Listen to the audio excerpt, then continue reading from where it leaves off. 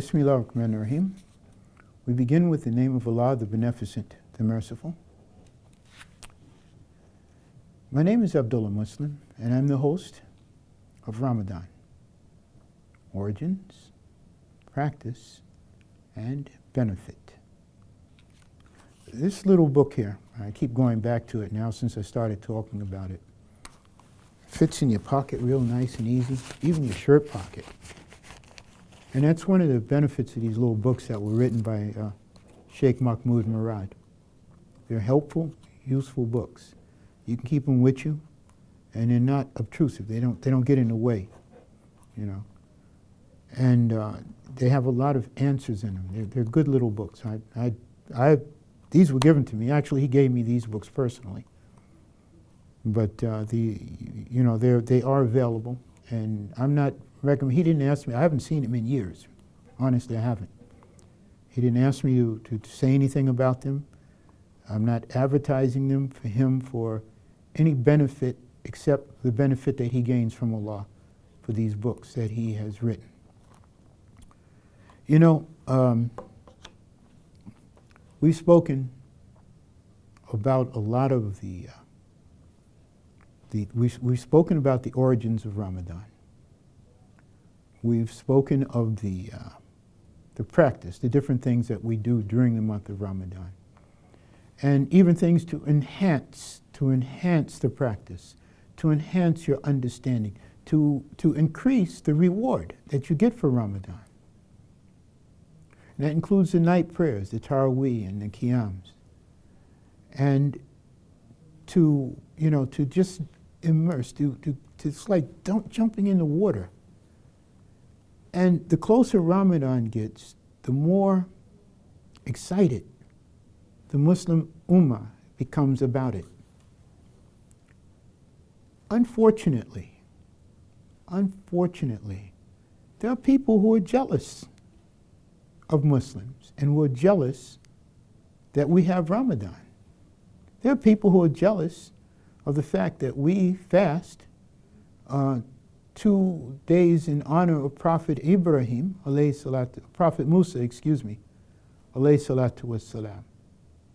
And they don't. They only fast 1 day. They're jealous. They have no reason to be jealous. They're going to get a reward for what they do, and we're going to get a reward for what we do. And they'll be punished for the evil that they do because of their jealousy. There are societies that have leaders who conspire to intentionally start trying to provoke Muslims during the month of Ramadan. Because they can't stand, they don't like that we have a time of year when we seek the mercy of Allah to the exclusion of the rest of the world. And then in many instances, they are responsible for a lot of the problems that exist in the world, whoever they may be.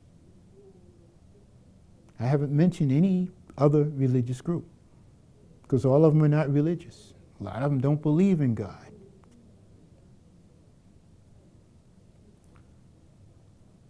But they work together. One of the things that Allah has mentioned in Quran,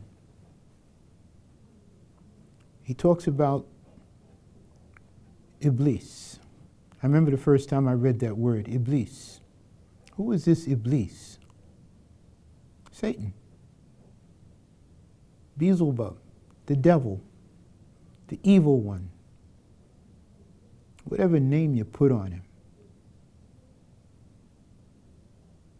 He's no good.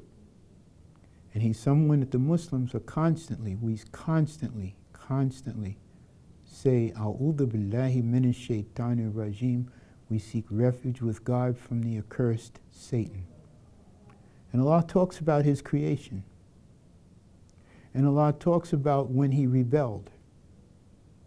And Allah talks about in the Quran what he has promised Allah that he was going to do. He promised Allah. Because Allah told Iblis and the angels, he said, look, I have made a new creation. talking about our common ancestor, Adam. I've made a new creation, and I want you, I'm paraphrasing here, I want you to submit to him. I want you to prostrate. I want you to bow down and prostrate to Adam.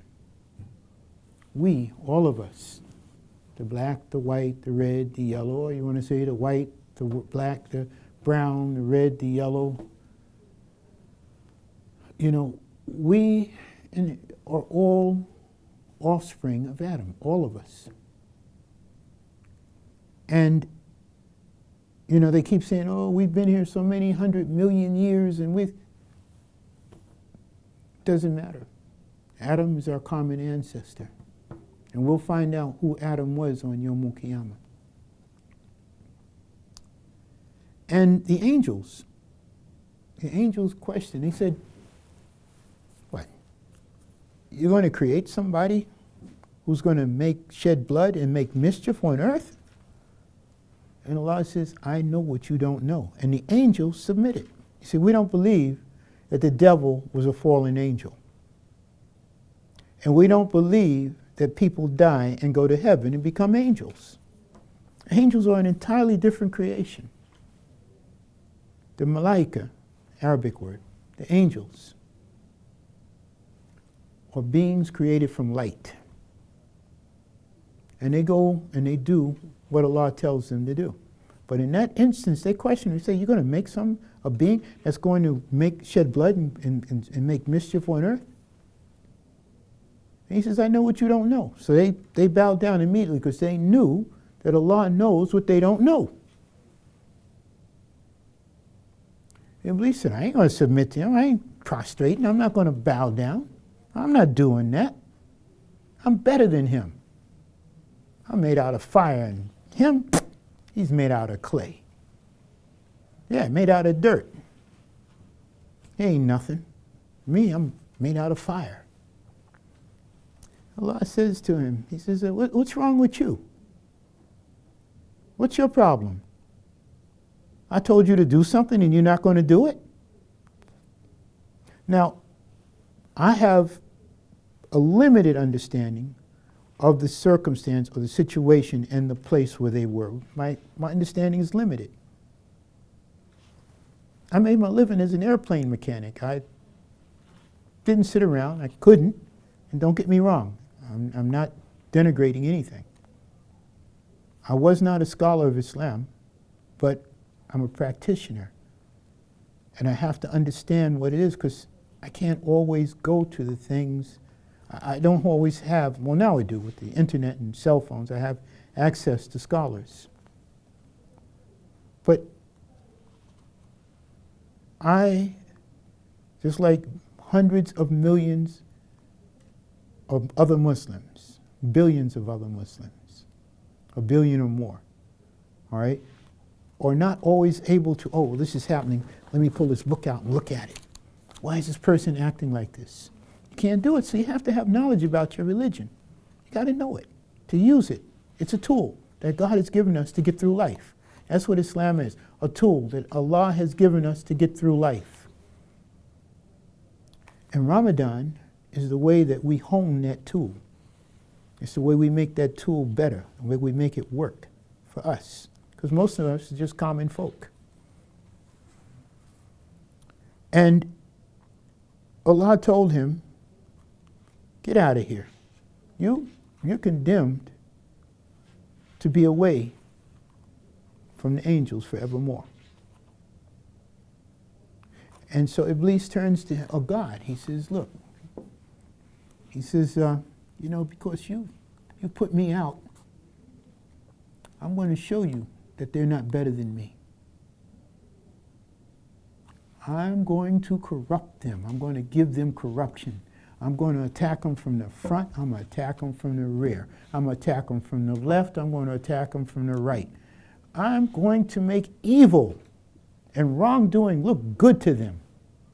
I'm going to lay for them on your straight way. Sirata mustaqim. On your straight way, I'm going to lay for them. And I'm going to show you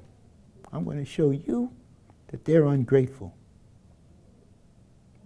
And Allah says, well, if you do that, I'm going to fill hell with you and them, those who follow you.